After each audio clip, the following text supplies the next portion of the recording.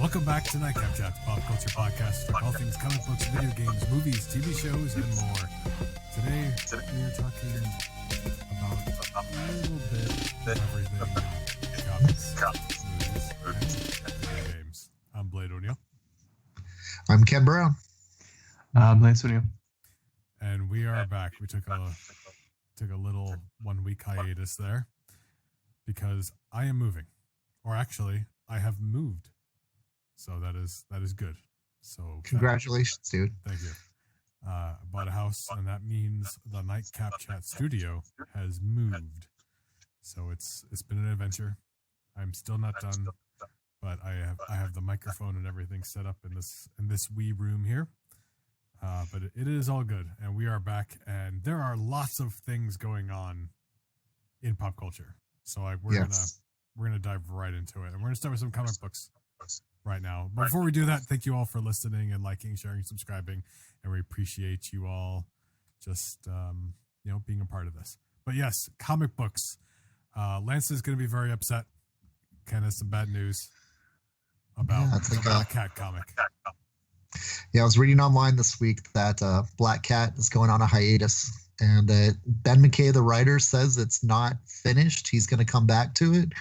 But due to the Keenan Black miniseries, they are putting it on hiatus, and Black Cat will be inside of that Keenan Black series.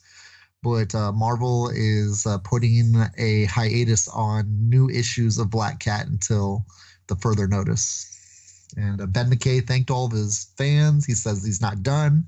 He ended with an introduction of a brand new character that is, I'm sure, going to be a new nemesis for Black Cat as the series kicks back up again. But McKay still has a lot of more that he wants to share with the Black Cat with the rest of the Marvel Universe. Nice. Lance, thoughts and hopes and dreams? I'm trying really hard right now to be positive. So, I love the series. It's a great series. The only thing I feel like can be positive is the fact that maybe they have this new character and they don't know 100% the direction they want to go with that character. Yes. And if they want to use that character for a Sony MCU thing, oh, maybe, then they want to be careful with what they do exactly. And I'm okay with that. But I don't want this to be like, we're going to come back to it, and then we never come back to it. I'm going to be so upset. I'm going to be beside myself. Another piece of information, too, for Marvel this week is, if it makes you feel any better, too, they also canceled Ghost Rider this week. And there is no restart up of what's going to happen with the last two issues they had done. And so Marvel's got something planned where they may need to write something into crossover, since it sounds like Keenan Black that's what McKay mentioned inside the Black Cat letters page. Yeah. I didn't read the Ghost Rider information, other than the fact that they're not having the last two issues of Ghost Rider come out either. But if Donny Cates, who's writing the Keenan Black crossover coming out before the end of the year, has plans for the Marvel characters that are part of that story, it may be changing the direction of some of the characters. And so they can't be in the middle of a storyline that is not connecting in with Donny Cates has planned. So maybe that's something that's going on too as well. Interesting. I have to pick up Mercy 4 this week. I'm behind on my Mercy comics, and my goodness, and Mercy is an Image comic by Mirka Andolfo, and it's a mature book, so this one's not for the kids for sure. But I'm going to keep bringing it up, and I think maybe we'll do an episode just on this, because I think, Ken, have you been reading any of it? I read the first issue of it. It's been selling out for me, so I haven't had chances to read the rest. That's great. That's a great sign. Yes, yeah. Mirka Andolfo's art is gorgeous. The concept was really cool in that first issue, and I'm not sure where it's gone since then. But she seems like a Cruella de Vil of magic coming into town to try to more or less. I don't know who she's looking for or what's happening since then, but it looks pretty awesome. Yeah, I mean, I've been so busy with the move and Gosh, and I just want to take a little side note here. If you are thinking of buying a house, it is one of the most stressful things you will ever go through in your entire life. I'm just gonna put that out there now.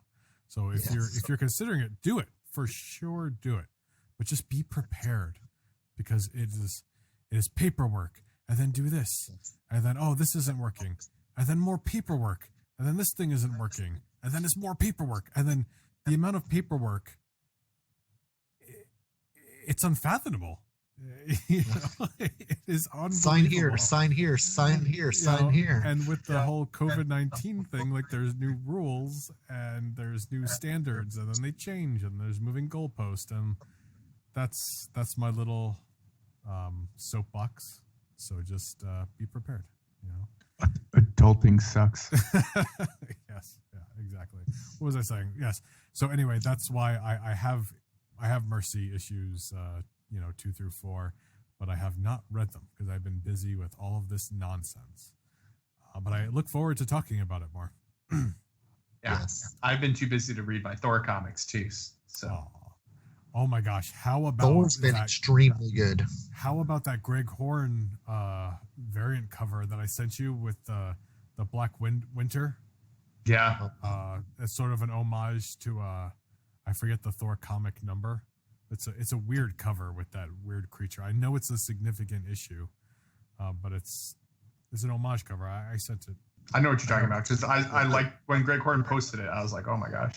And then there's just a little Galactus head, just floating by his hand. My goodness. Oh wow. Okay, that looks crazy. You see what I mean? But it's an homage. Yeah, I totally missed that. I apologize. To a significant issue. Yes. It's like a brown creature. He's really ugly. Well, supposedly Galactus is supposed to be the Black Winter's herald, from what some of the things I was reading. So wow. Sorry, I need to read this. This is crazy. Sold. Oh my goodness. Yeah, I mean, who Ken, knows what Donnie? You got any extra issues I can come pick up? Of Thor, number 5's already gone to second prints and sold out. Wow, which is crazy. It's going to third prints already. I mean, Thor's not been this hot in years. It's Donnie Cates right now is totally got the collector's markets under his thumb right now. I mean, it blows me away about like that, how everything that he's writing, fans are eating up. Yet I thought he did a really cool Doctor Strange story 2 years ago, and people just kind of glossed over it. Like he gave Loki the Eye of Agamotto during his Doctor Strange run. And that was kind of like so glossed over, but it may be something that, I mean, he got it back before the story was over, but there's little bits and pieces he's sprinkling in everything he's written, I feel. That's all going to connect together. And I'm not sure if it's going to be that Kingdom Black story coming at the end of the year or something else, because Cosmic Ghost Rider, obviously, is something he created over the past 3 years, too. And he's just been given free reign to do whatever he wants in the Marvel Universe. And you're seeing that in Thor right now, too, as well. Wow. What I like about his writing, too, is I've noticed in pretty much everything he's starting to write now is that he is looking at past Marvel Universe story plots that he feel was never fleshed out. Like that supposedly, Blade and Lance, you might know this. What is the Thor issue that had Galactus' origin in it? We've been at dinner and like specifically looked this up, and we went through it.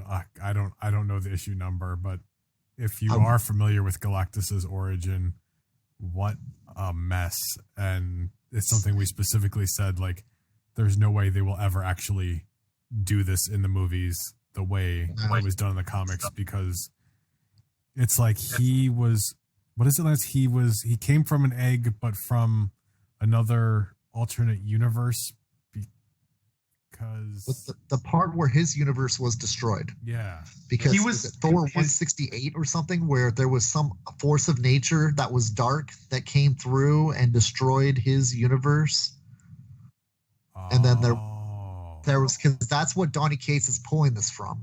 and he's trying to flesh it out to because it's be much because they were saying more that like than that. to try to like understand like is so like unfathomable that like there's like they don't even bother explaining it, and then so now they're actually just trying to explain it.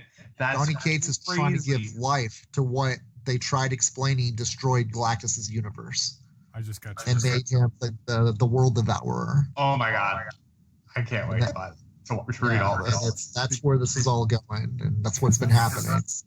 That's not a world devourer. Like he's a universe like devourer. yeah, he's like a reality almost.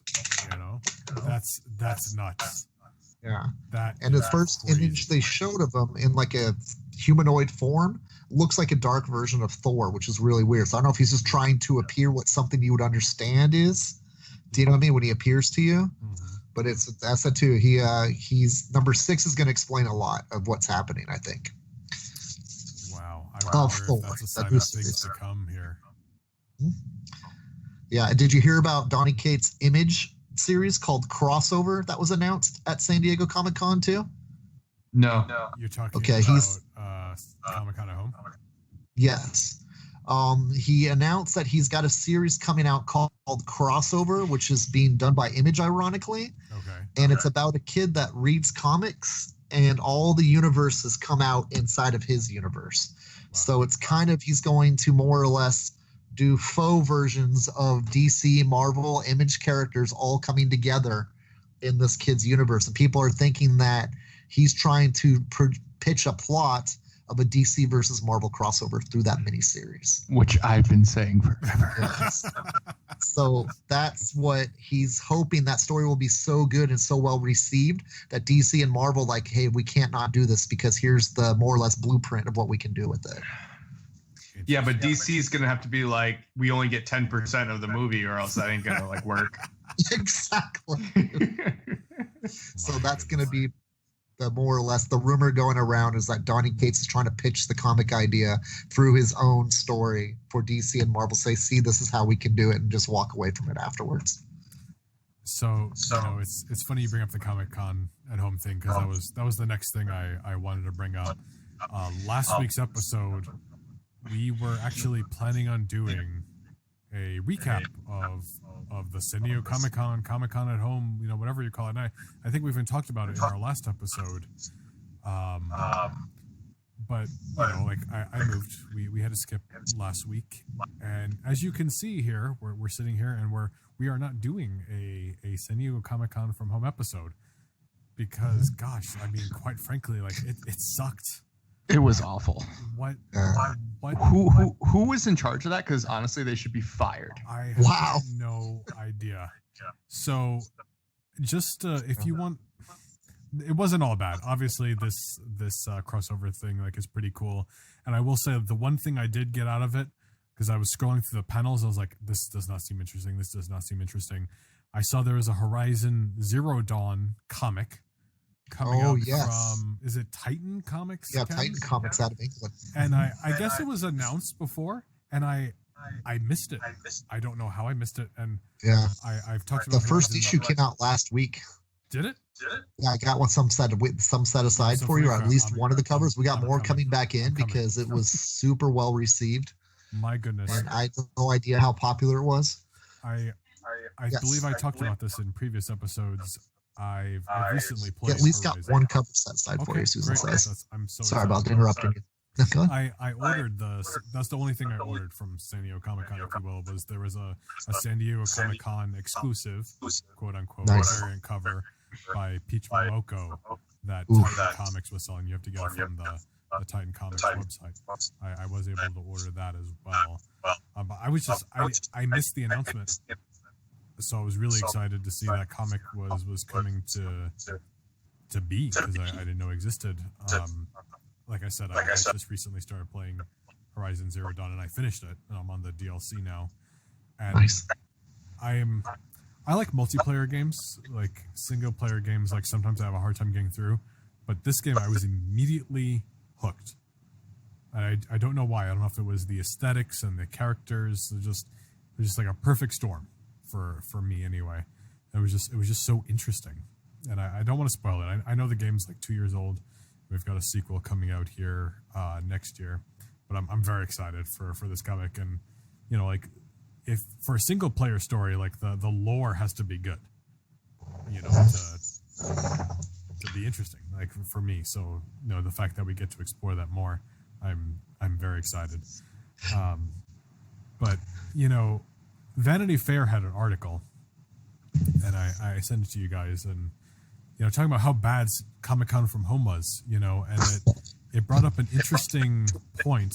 Was like one of the best parts about Comic-Con, even if you're at a panel or you're walking the convention floor and meeting the creators, is you have some degree of interaction. Yes. How did we not get that? You know, we have services like Twitch that would have been perfect. There would have been a little chat room, and it would have given an opportunity for the fans to interact with their favorite creators, and we didn't get that. Instead, all of you, I encourage to pull this up. Look up the Joe Quesada interview from Comic-Con at Home. Look up his post if you want on Facebook, and even Joe Quesada himself said like I had a hard time sitting through this interview because this guy was just so bad. Like I won't blame you if you just shut it off. And I did. I shut off after a few minutes. Like he was so bad. It was like he didn't know who Joe Quesada was. Like when he came on, he's like, "Oh, it's Joe Quesada, right?" And he's just sitting there like, "Yeah." And it's such an awkward exchange too in the beginning, because you know, Joe Quesada says to this guy who's hosting it or seeing it or whatever you want to call it. He's like, "Yeah, you know, they told me if the host was bad, just to quit out of the Zoom call and it'll be okay." And then there's kind of this awkward laugh, you know, after. Incredibly awkward. I don't know who this guy was hosting it and say like, "Oh, story is a really important part of comics, right?"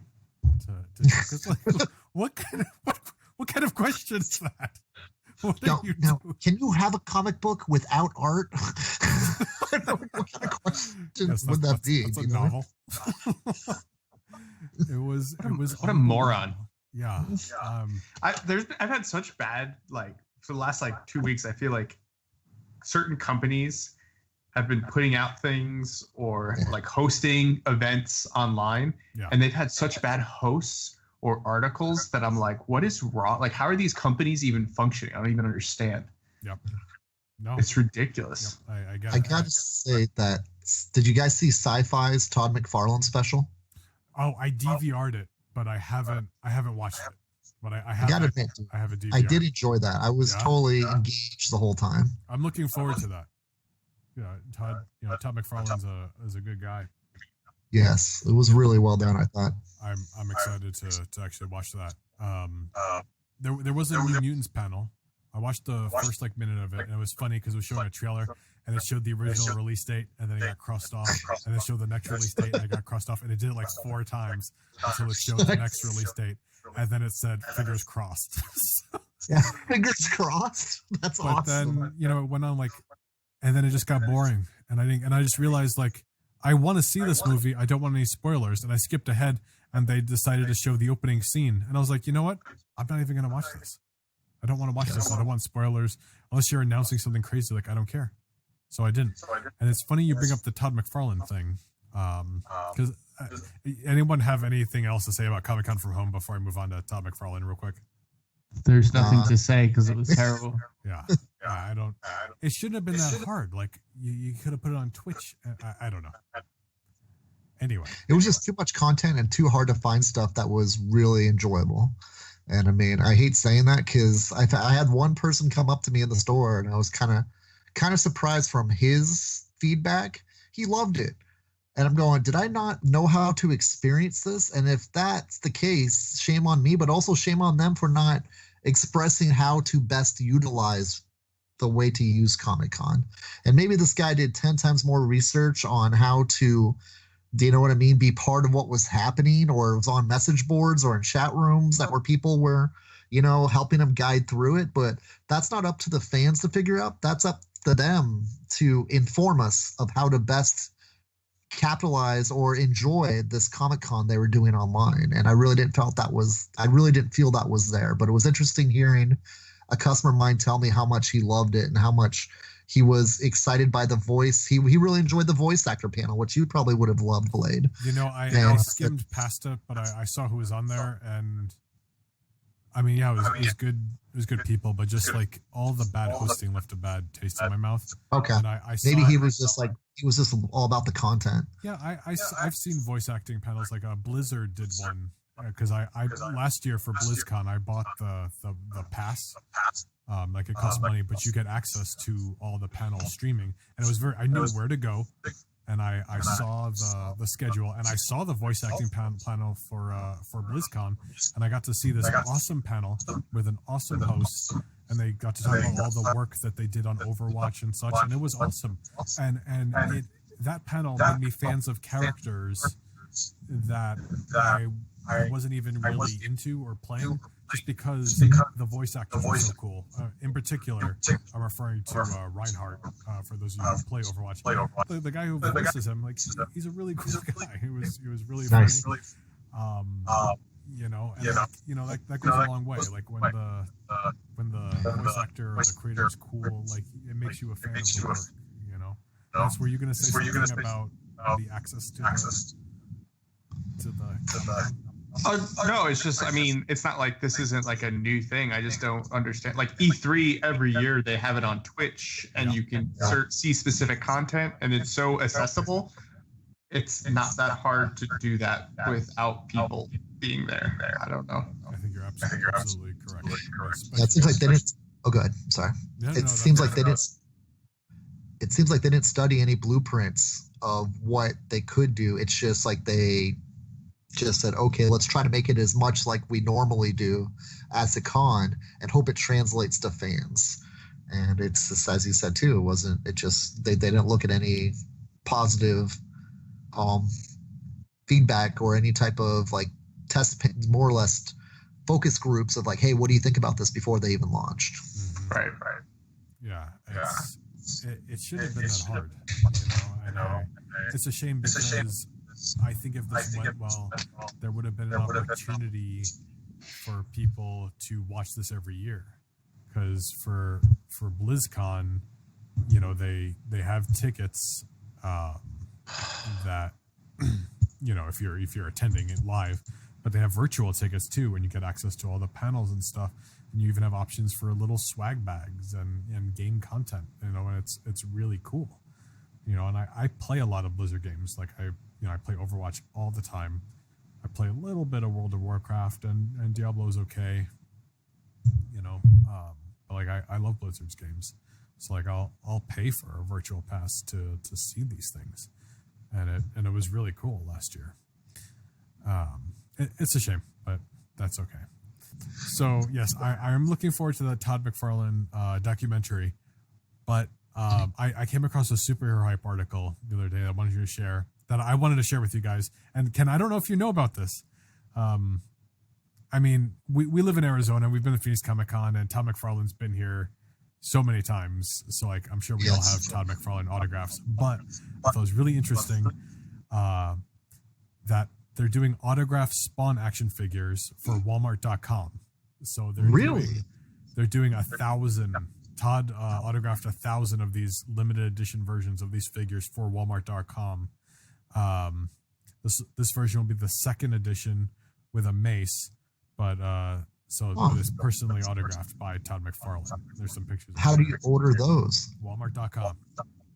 And is there just go and ask for a signed one, or how do you search the signed one? Just random? Let me see if are they randomly sold that way? Okay, so they went on sale Friday, August 7th, starting at 2 p.m. Eastern. They're probably all sold out by now, aren't they? Probably, they've got to be, right? So I wonder what they're going for on eBay. $500. You think? Lance, what do you think? Wouldn't surprise me. I don't know what the original value is. Like $25, probably. Probably. It's without the autograph figure. I don't know, 150. And the verdict? verdict. Let's see. Oops, actually, I typed in spawn, so spawn. I'm not. Oh, here's one. Somebody's asking $199 or best offer. Nice, you're close there, Lance. So 150 because $199 are best offer. Come on. Well, what are Exactly. they? Well, they're asking for it. So what are they? Let's go to Getting- Sony real quick.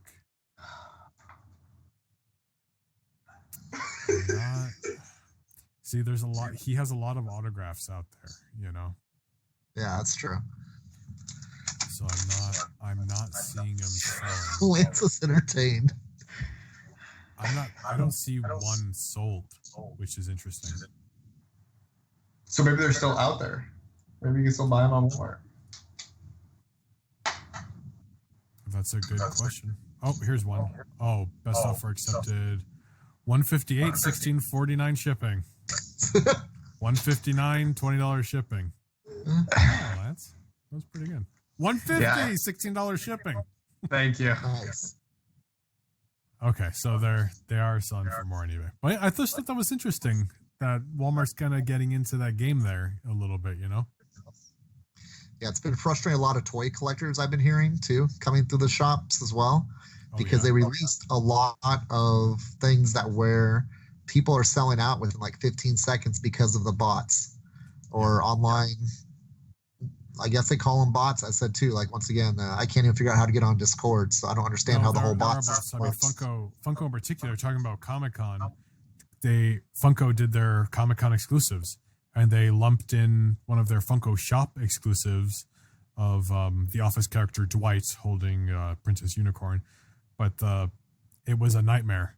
And a couple of weeks before San Diego Comic-Con, the Dwight was just that week's Funko Shop exclusive, and I actually tried to participate in that. And I don't usually participate in the Funko Shop exclusives just because they're not something I want. But I wanted that Dwight with the Princess Unicorn because I've seen The Office like at least 50 times easily all the way through.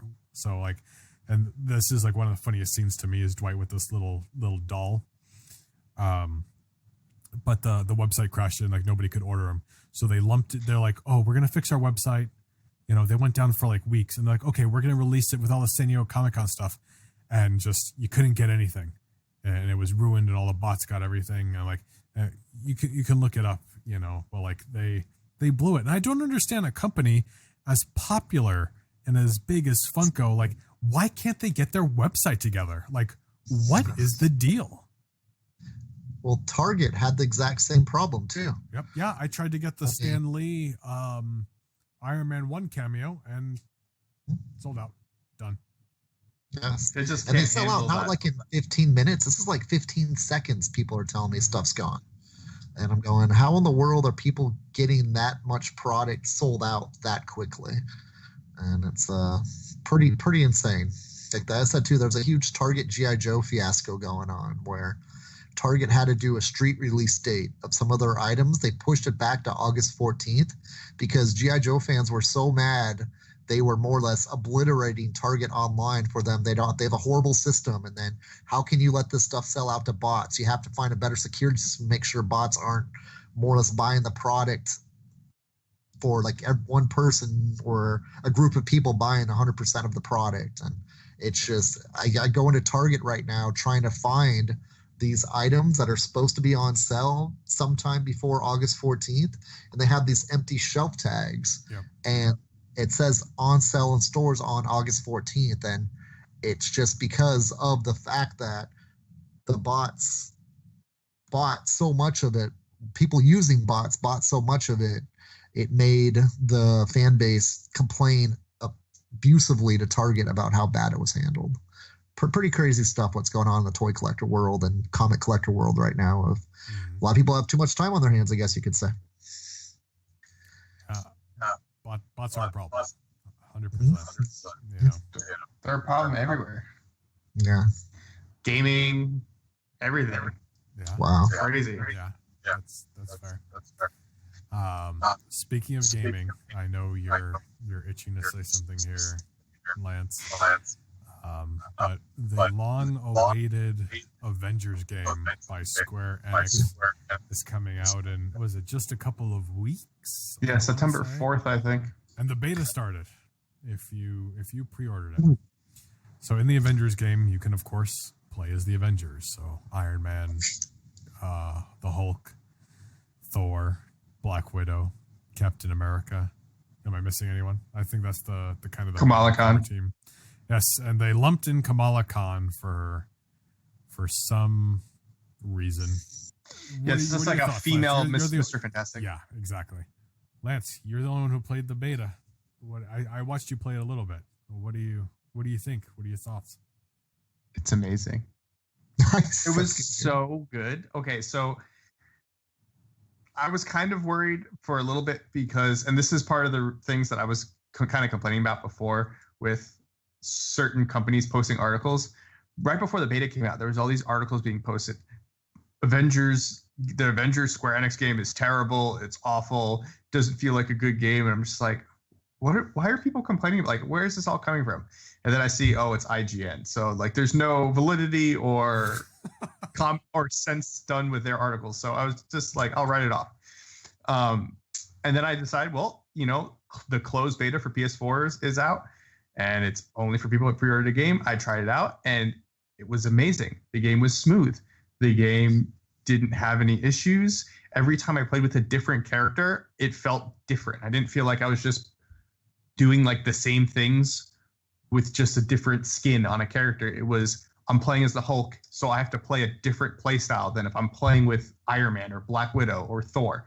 Like with Iron Man, I'm going to try to fly around and shoot my missiles, right? With Hulk, I'm just destroying and smashing everything. With Thor, I'm throwing my hammer and using lightning. Like, it just felt different. And to be honest, I can't believe that, like, after I played for probably about, 8 hours total of gameplay.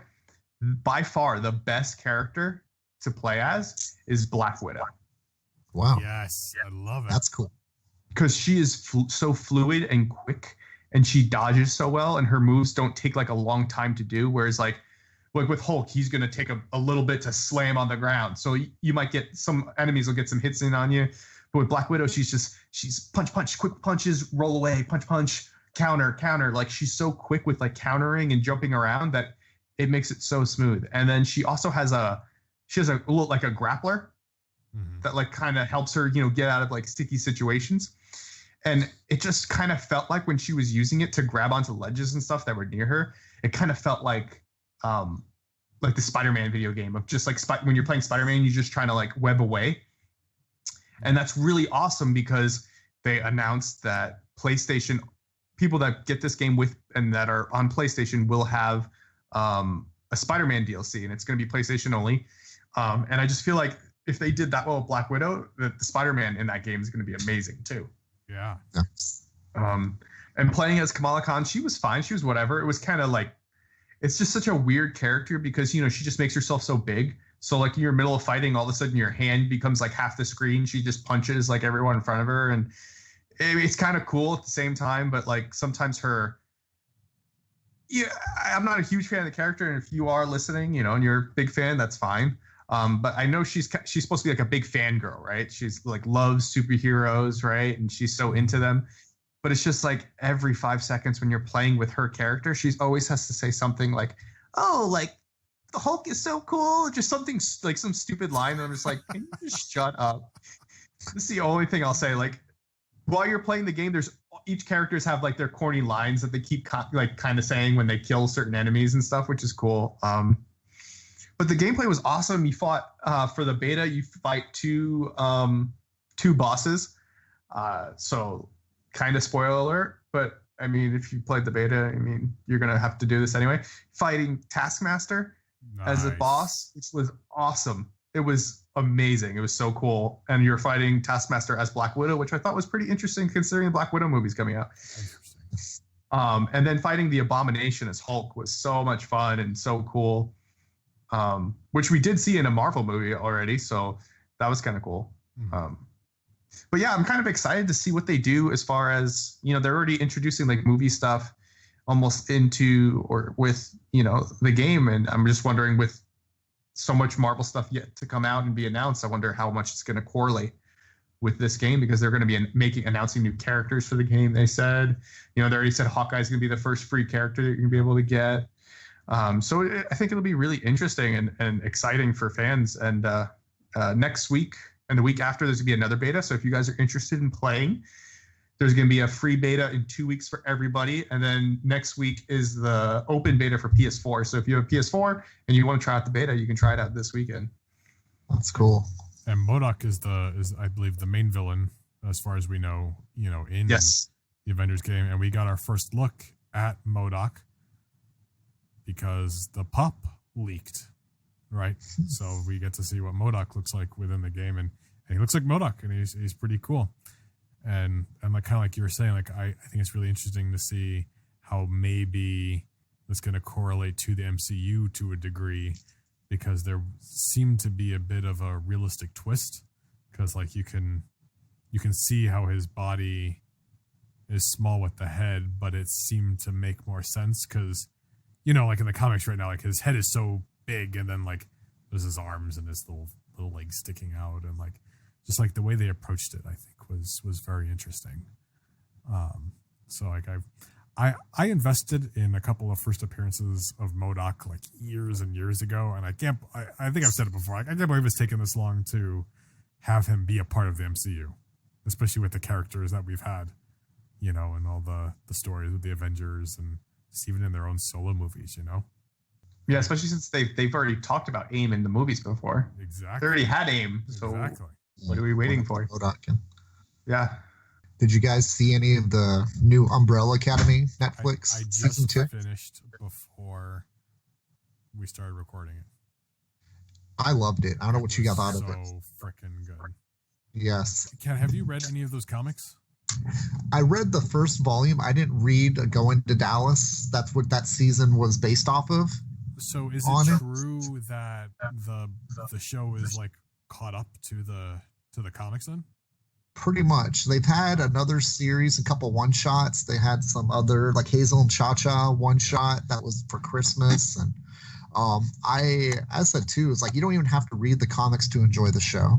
Yeah. That's what I think is like, it's Gabriel Ba's a good artist, but I love what they can do with these characters on the TV screen or on the movie theater type of screen. Do you know what I mean? Yeah. And it's so much fun because it's not over the top with special effects.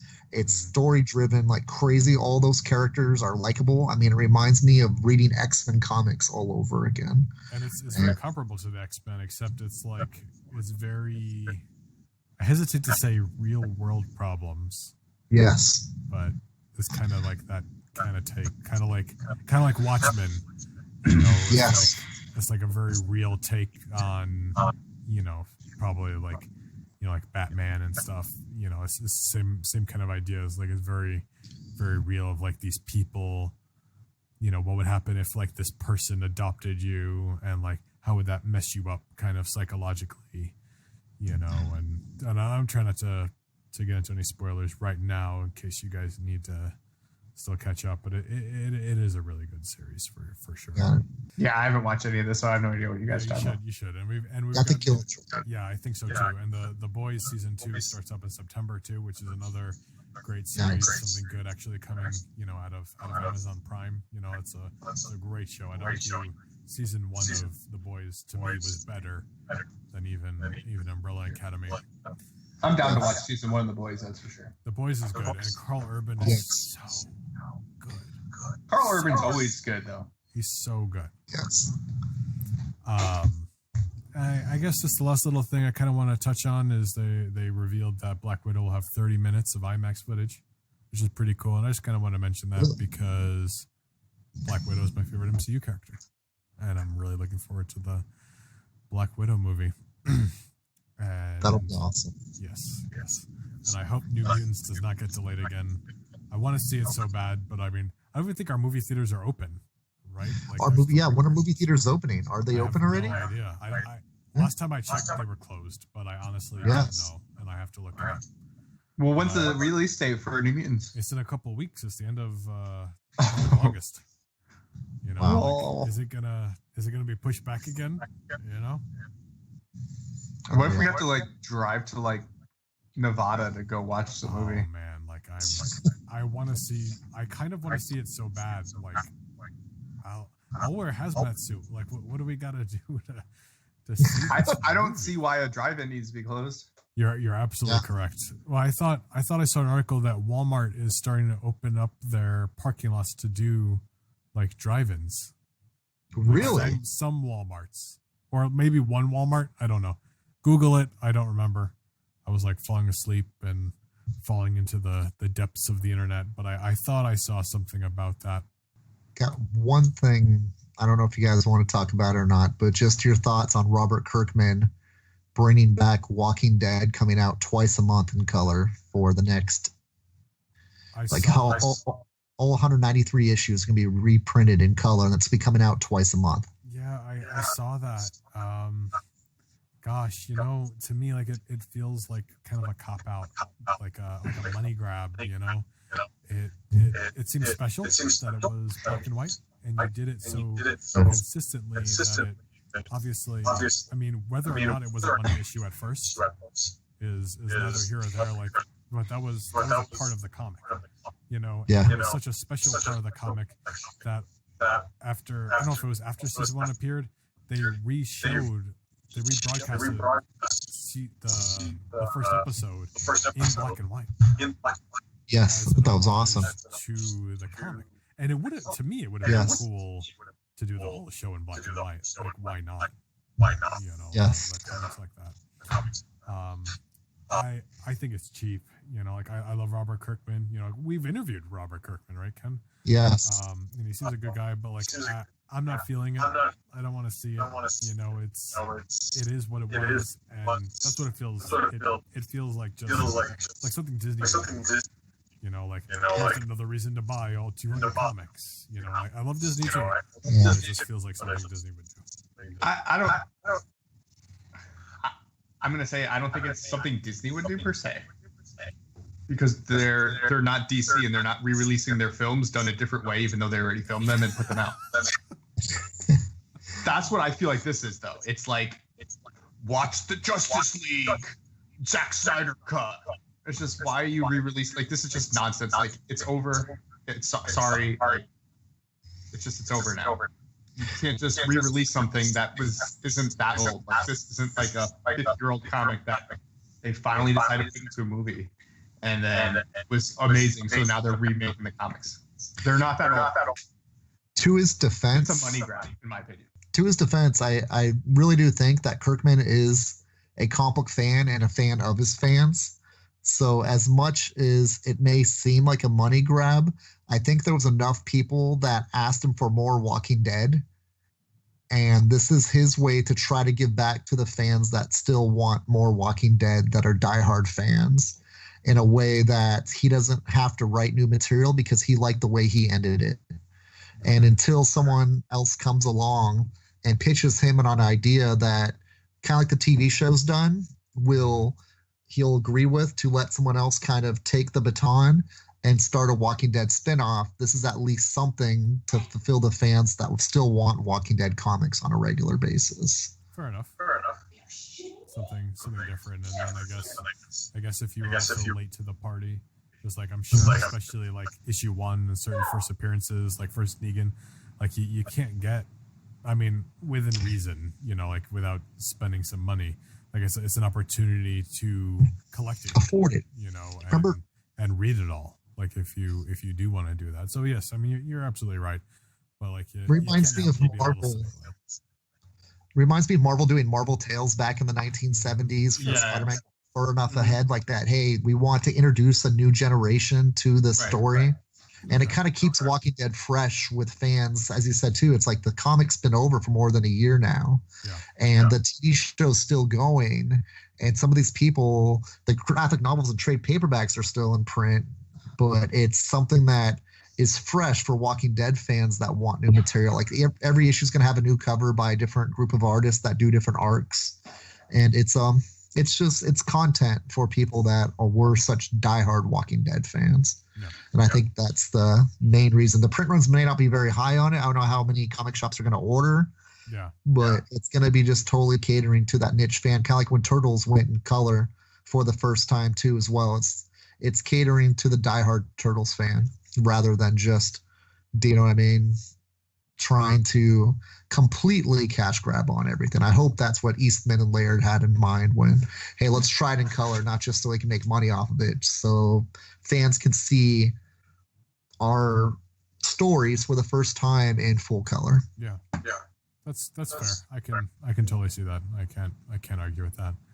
It's just it's hard not to jump to there, when it's an easy time and it yeah. And like they at a certain point it became very popular and they had the money to start doing it in color. So you can kind of jump to that conclusion for sure. No, for sure. And that is the benefit for the creators too, is like they are getting like a second paycheck for something that's already been done for years.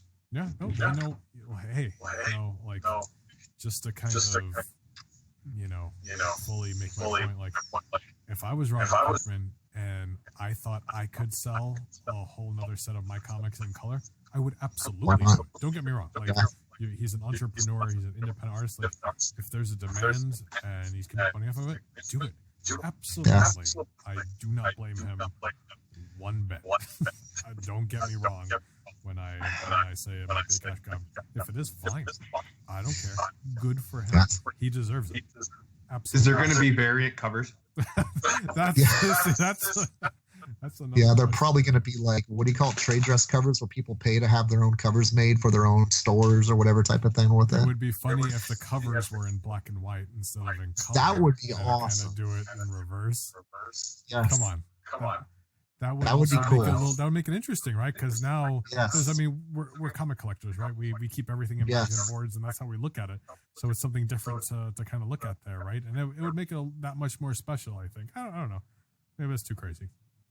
Yeah, that would be awesome. That'd be a lot of fun. That would be a cool idea for some store to jump on board with and say, hey, I'm going to print every single issue of The Walking Dead with the original cover just in black and white, and that'll be my exclusive on the color editions. Right. That would be really fun. Marvel does it all the time, right? With the line variants, of the cover. Why not? I'm sure it exists somewhere.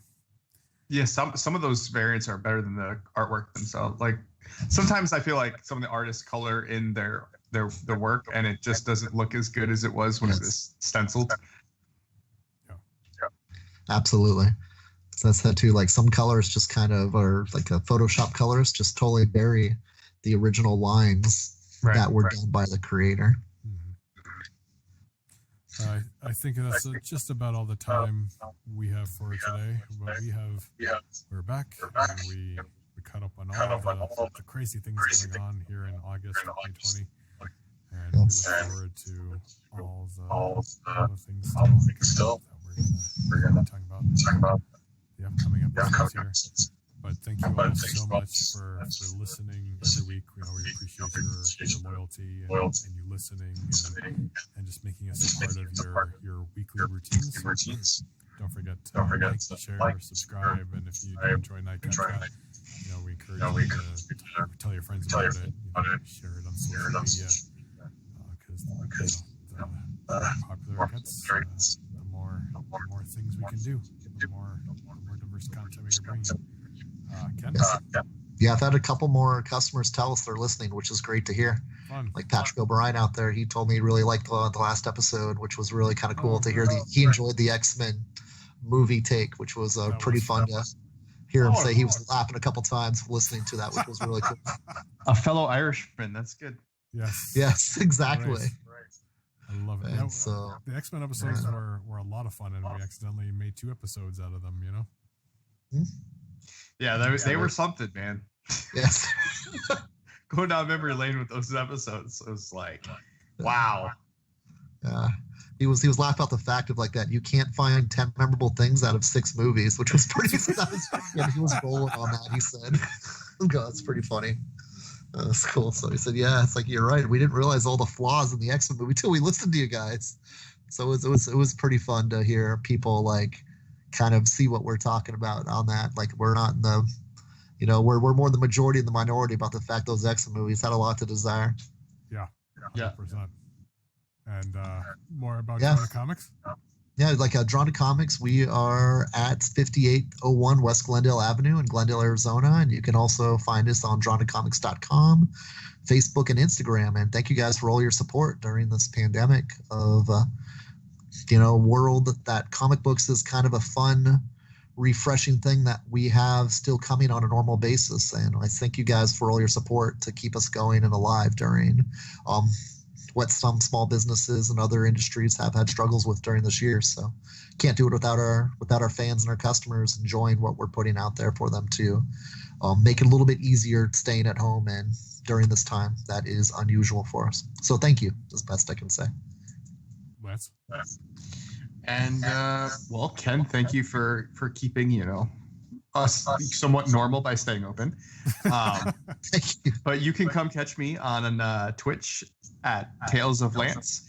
If you wanted to see the latest gameplay of the Avengers game that we were just talking about, it's actually in my VOD. So if you want to go look at my most recent broadcast, you can go rewatch it and see what I was talking about with the gameplay. And then you can catch me on Instagram or Twitter at Tales of Lance also, and come say hi. But thank you all for taking the time to listen. We love you. Be safe, and we will catch you all next week. Have a good week. Thank you, guys.